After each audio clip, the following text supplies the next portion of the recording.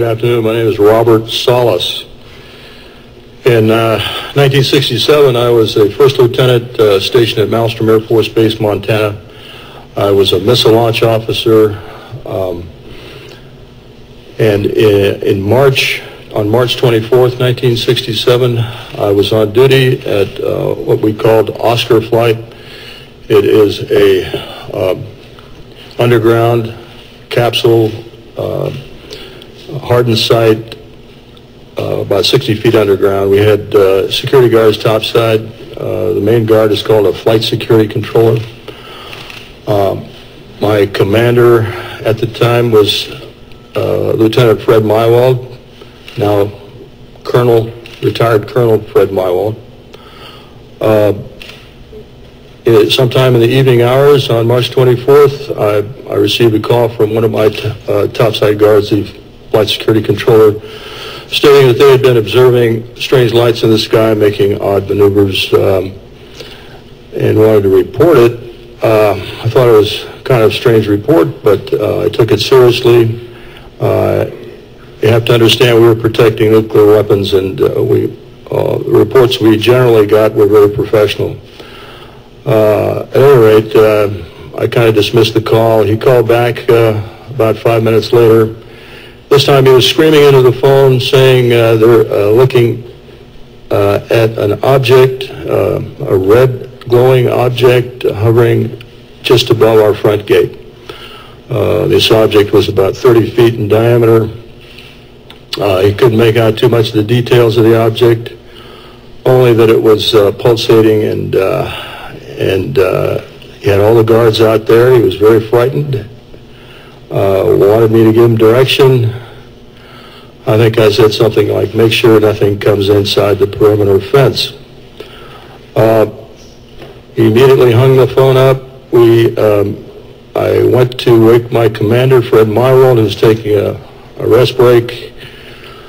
Started to tell him about the phone call, and just as I told him, our missiles began going into what's called a no-go condition, or unlaunchable. Essentially, they were disabled while this object was still hovering over our site, our launch control facility. At that point, we went through our procedures. He reported back to the command post the incident.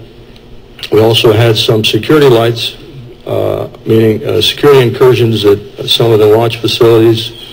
So I called the guard back upstairs and directed that a security team be sent out. At this point, the guard told me the object had left at high speed.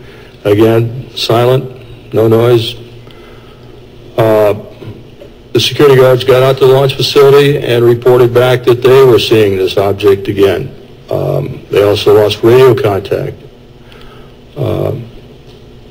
This incident terminated at that point. We reset the security alarms, but the missiles themselves were still disabled. We had to call in for maintenance teams to come out and bring them back up on alert. The main indication we got from our equipment was guidance and control system failure.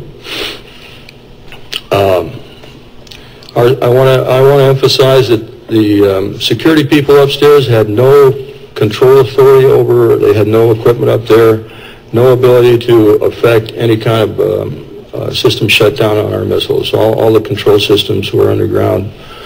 We were relieved the next morning. I reported back to the command post, the base, Malmstrom, reported to our squadron commander. He was white as a sheet, didn't know how to explain the event.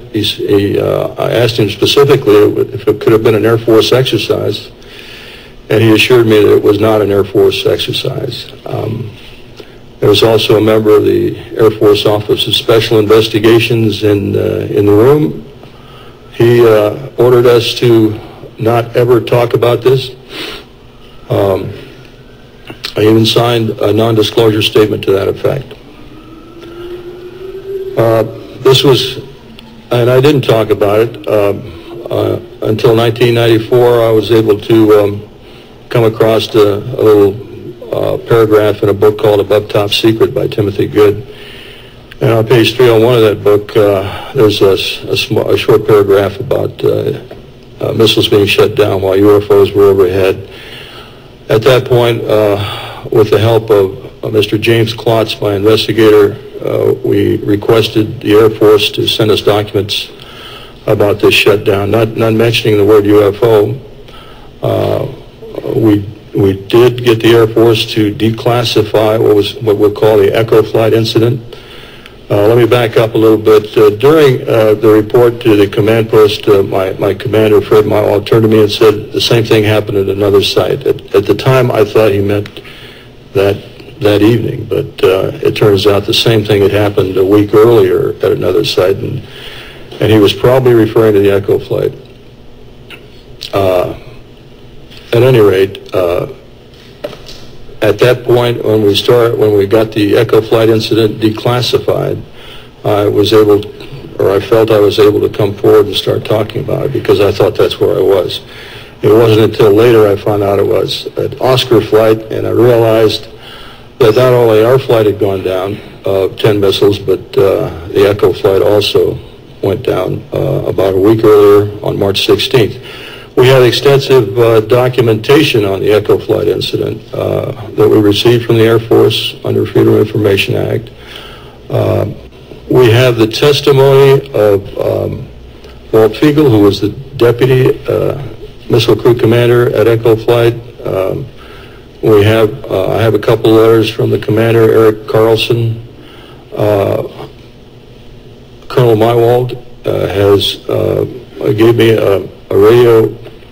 a telephone interview about this in 1996, and I've got that on tape, and he's given me permission to use that. So we've got audio recordings of some of these witnesses, we've got written statements, we've got documentation from the Air Force, all of this supporting what I just told you.